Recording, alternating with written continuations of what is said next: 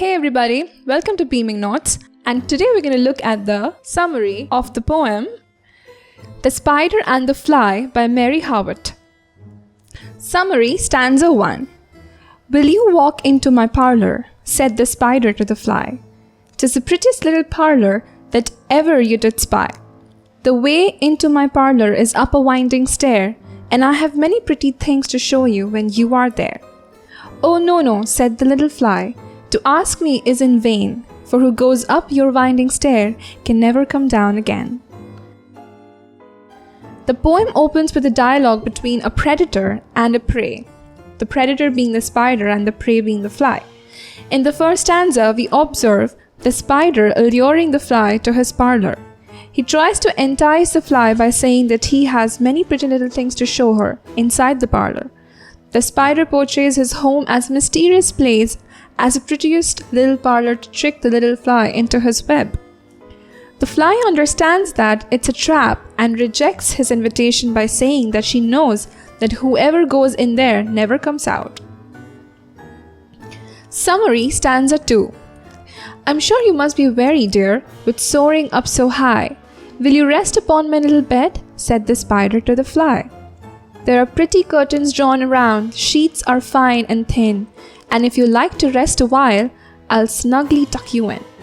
Oh no, said the little fly, for I've often heard it said, they never wake again who sleep upon your bed.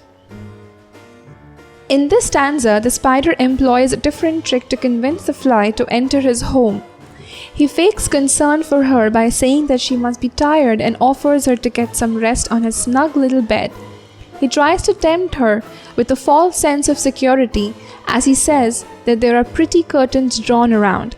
He tries to appeal to the fly's heart by cunningly offering a shoulder to rest. He tries to establish a connection before he gets ready to eat his prey. Thankfully, exhausted or not, the fly is aware of the fact that if she goes in to rest, she might end up sleeping forever. She refuses the spider's offer and says that she is absolutely aware that whoever goes to sleep on his bed never wakes up. The repetition of the word never emphasizes on the distrust of the fly for the spider. Summary, Stanza 3. Said the cunning spider to the fly, Dear friend, what shall I do to prove the warm affection I have always felt for you? I have within my pantry good store of all that's nice. I'm sure you're very welcome. Will you please take a slice? Oh no, said the little fly. Kind sir, that cannot be. I've heard what's in your pantry, and I do not wish to see. This time, the spider tries to befriend the fly by calling her dear friend.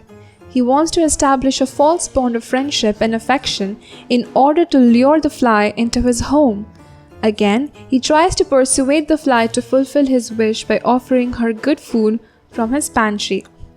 The fly is, however, determined not to be tricked by the cunning spider. She tactfully refers to the spider as kind sir and tells him that she is not interested in seeing what he has to offer her. Summary, Stanza 4. Sweet creature, said the spider, you're witty and you're wise.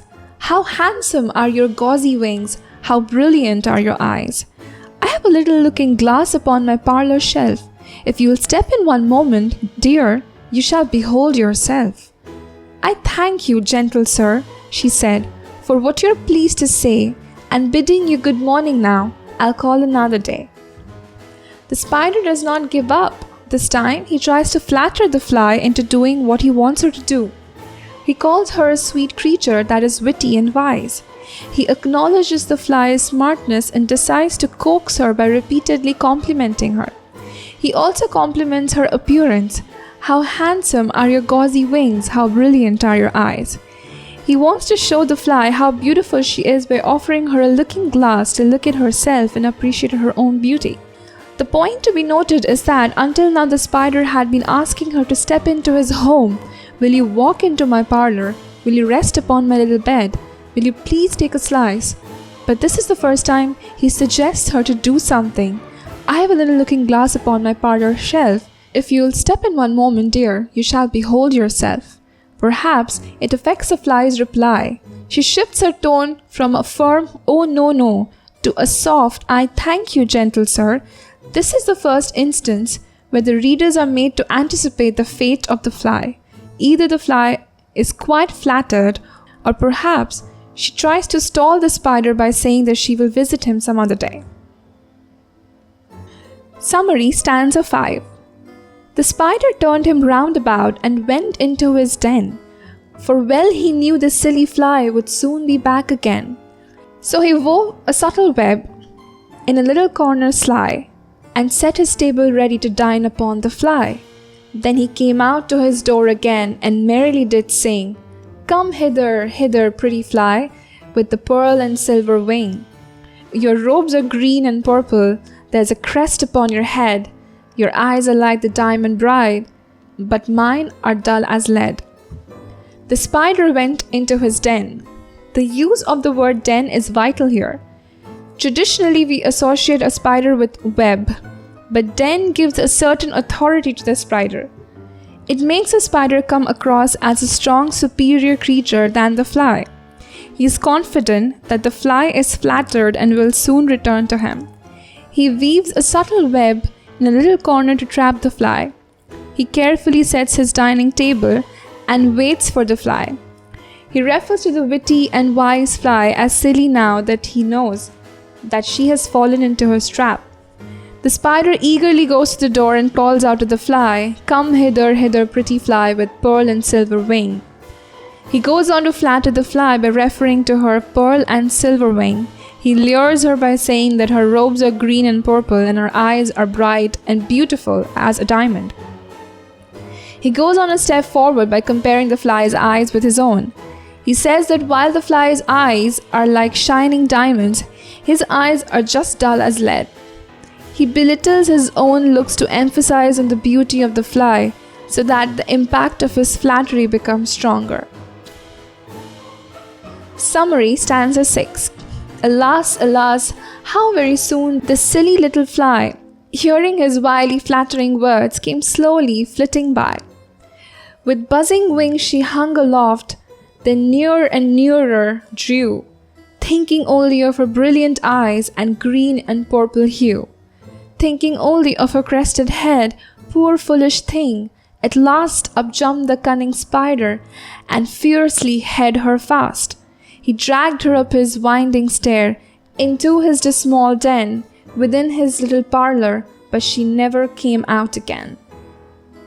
The spider seems even more confident now. The weapon of vanity worked out for him, and he finally deceived the fly to succumb to his evil desires. The fly is bewitched by the spider's flattery and decides to slowly approach the spider's web. The fly is engrossed in her own beauty and thinks only of her brilliant eyes and her crested head. Taking advantage of this moment, the spider pounces on her and fiercely catches her. The spider quickly drags her up to his winding stair, and then to his den, and finally to his little parlour. The fly's words finally hold true for her own self, as well as she never comes out of the devious fly's home. Summary, stanza 7. And now, dear little children, who may this story read? To idle, silly, flattering words, I pray you never give heed. Unto an evil counselor, close hard and ear and eye, and take a lesson from this tale of the spider and the fly. We observe a sudden change in the tone and narration of the poem in the last stanza. The poet carefully transforms the story into a message to the children reading the poem. The poet advises and warns the children not to pay attention to idle, silly, and flattering words. She asks everyone to take a lesson from the story of the spider and the fly, and asks them not to commit the same mistake that the fly committed. Central idea. The Spider and the Fly reveals the story of a cunning spider that allures a naive fly with his devious words and finally makes her fall into his trap. The spider tries to convince the fly with his devious words and finally makes her fall into his trap. The spider tries to convince the fly to step into his home. He tries to entice her with the promise of showing her some pretty things in his home. He offers her comfortable bed. He tries to deceive her by faking concern for the fly's weariness. He tries to befriend the fly by cordially welcoming her to his pantry. However, the fly is smart enough to not fall into his trap. She repeatedly dismisses him by telling him that she's aware of what happens to the victims that enter his trap. The spider then attempts to please her vanity by calling her wings beautiful and her eyes bright and shiny. He flatters the fly in order to trick her. He even suggests the fly to have a look at her own beauty in his home. The fly is flattered by his deceiving gestures and plans on visiting the spider again. And when the fly comes back to the spider, he catches her instantly. The poem ends with a small message to all the children. The poet cautions the children against the flattery by evil counselors. She asks them to take a lesson from the fly's foolishness resulting in her tragic end and warns them not to be deceived by false flattery.